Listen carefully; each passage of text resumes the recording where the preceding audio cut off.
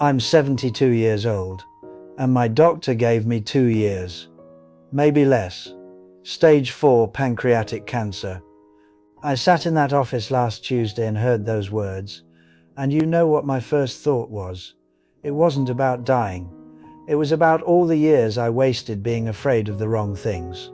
I need to tell you something before it's too late for you. Everything you think matters at 30.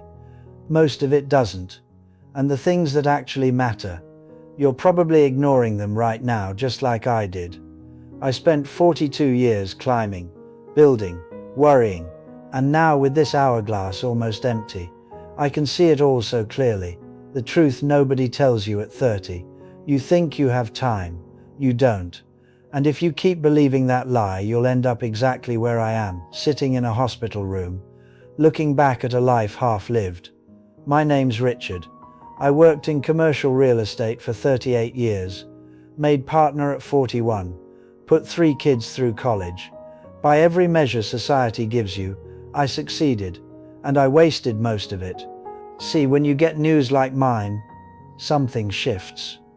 It's like someone turns on the lights in a room you've been stumbling through in the dark for decades, and you finally see what the furniture actually looks like, where the doors really are.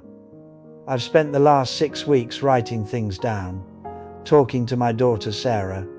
She's 33, same age I was when I made the biggest mistake of my life, though I wouldn't realize it for another 20 years.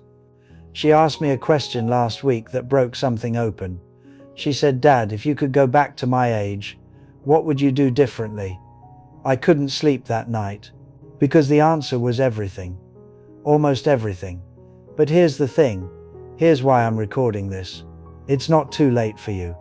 I see 30-year-olds around me making the exact same trade-offs I made, the same promises to themselves. Later, when things settle down, when I make partner, when the kids are older, someday. Later never comes. Someday doesn't exist. And before you know it, you're 72 in a doctor's office, and the hourglass is empty, and you'd give anything, everything for just one more year to get it right. You still have that year. You have thousands of them maybe. Don't waste them like I did. June 1987. I'm 33.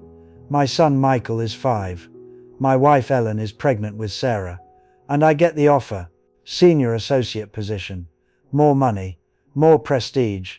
But here's the catch. It means 70-hour weeks. It means travel, 3, sometimes 4 nights a week in hotels across the Midwest. Closing deals. Ellen and I talked about it in our kitchen. Yellow linoleum floor, I can still see it. She was quiet for a long time. Then she said, "Will you be here?" I told her what I believed. Just for a few years. Just until I make partner. Then I can pull back. Then we'll have time. You know what happened next. I made partner. 8 years later. And instead of pulling back, I took on more. Because that's what partners do. That's what success looks like. Right? Michael's entire childhood, I missed it. Soccer games. School plays. The time he broke his arm falling off his bike. I was in Cincinnati closing a strip mall deal. Ellen called me crying. And I remember being annoyed that she was crying. Annoyed, because I was busy. Sarah, I was there when she was born. Barely. I flew back from Detroit, made it to the hospital with 20 minutes to spare. Held her for maybe an hour. Then I was on a plane again Tuesday morning. I thought I was building something for them. Here's the part that haunts me. Here's what I didn't understand at 33. Michael doesn't remember me from his childhood. We had a conversation about this 2 years ago, before the diagnosis. I asked him about his favorite childhood memories. You know what he said? Mom taking us to the lake. Mom at my games. Mom helping with homework. I wasn't in a single memory, not one.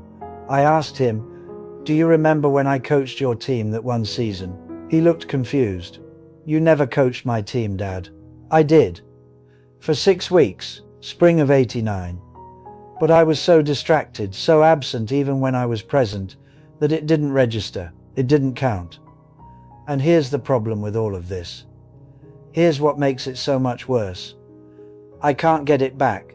You see, that's the thing about time. It only moves one direction.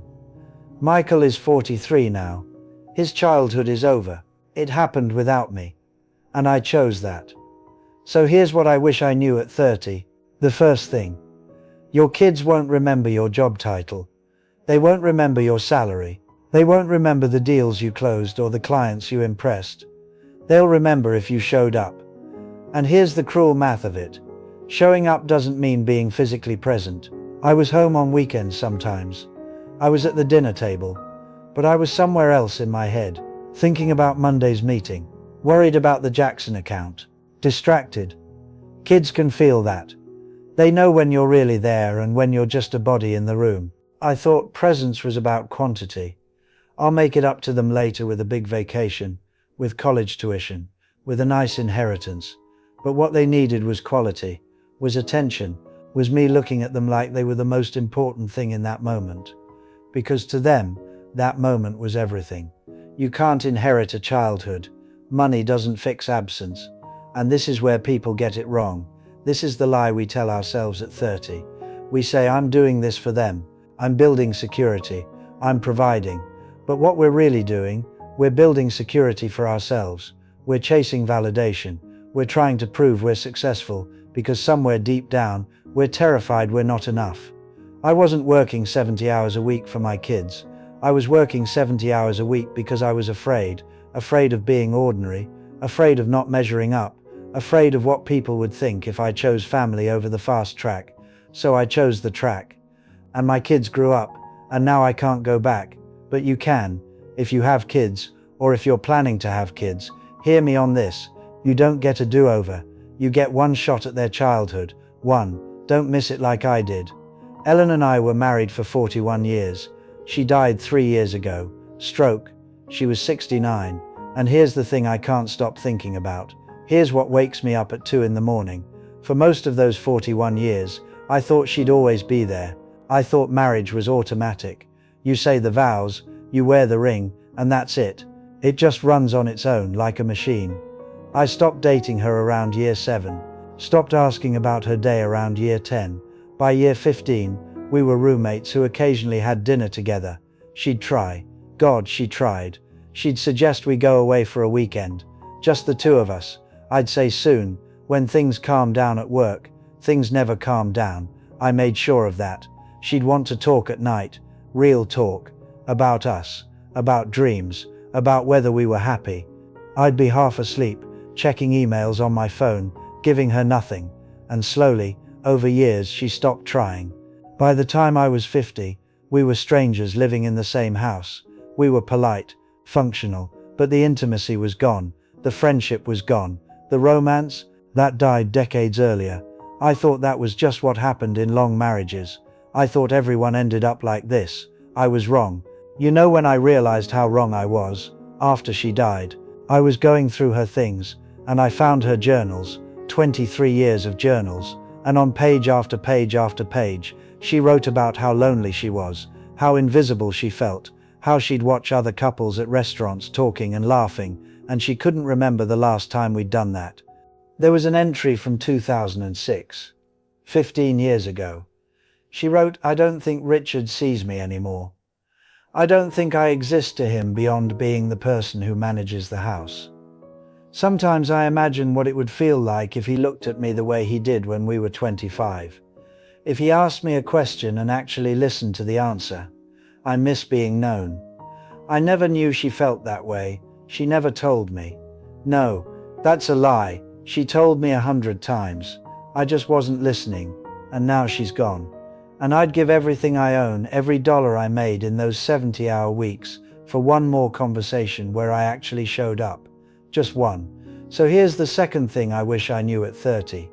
Marriage doesn't maintain itself. Love doesn't maintain itself. The person you're with right now, they won't wait forever. They won't keep trying forever. And the scary part is, it won't happen all at once. There won't be a big dramatic moment where everything falls apart.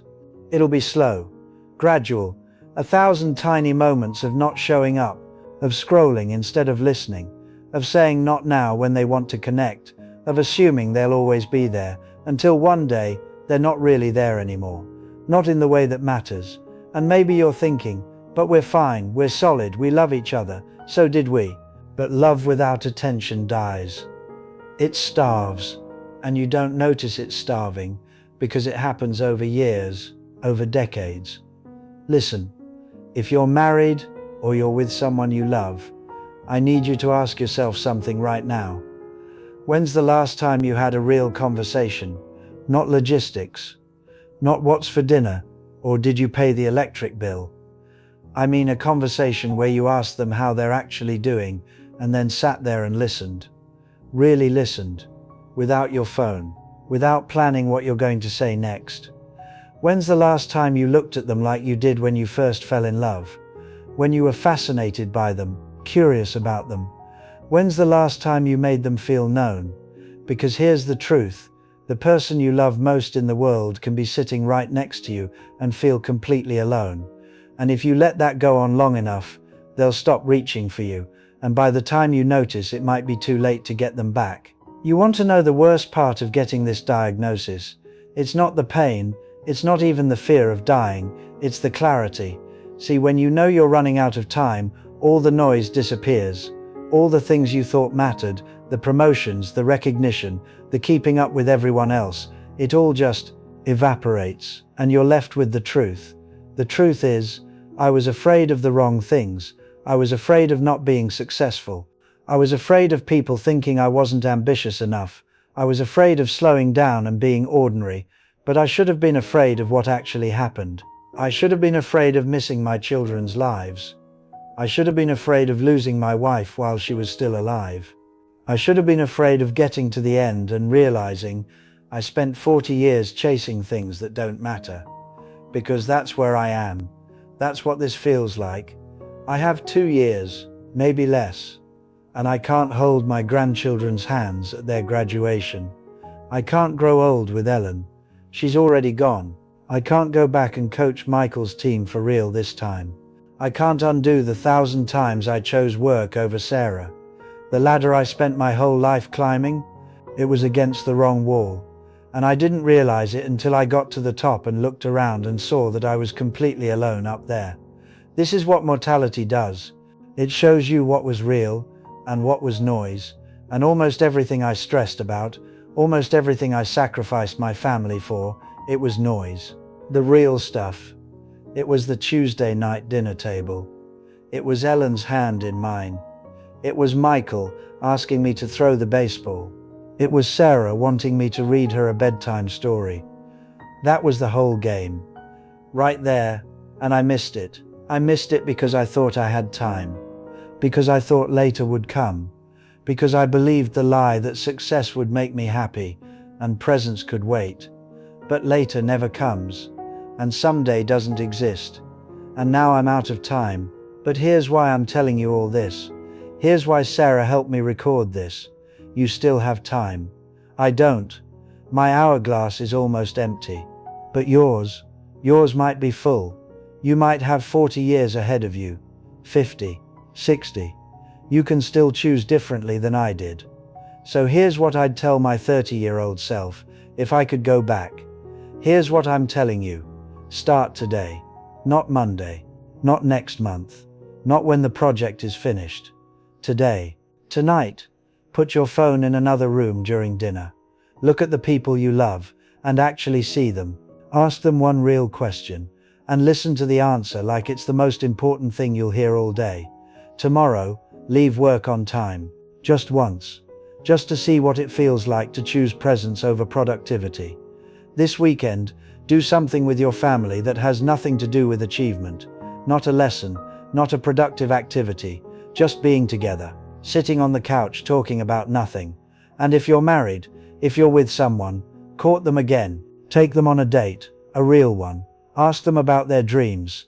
Tell them you see them. Tell them they matter more than your career. These sound like small things. I know, when you're 30 and you're ambitious and you're building, these sound like luxuries you can afford later. But these small things, they're the whole game. This is what I wish I understood. Success doesn't mean anything if you're alone at the top. Money doesn't comfort you on your deathbed. Your job title won't hold your hand when you're scared. The people you love will.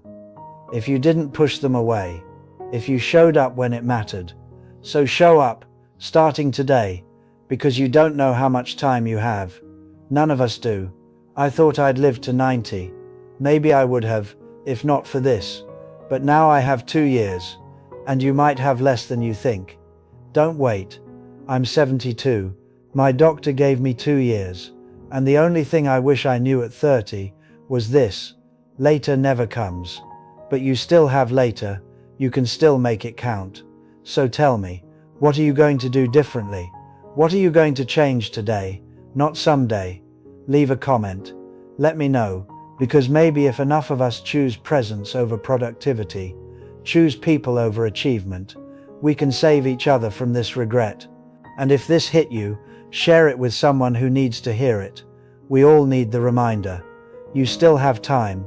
Use it.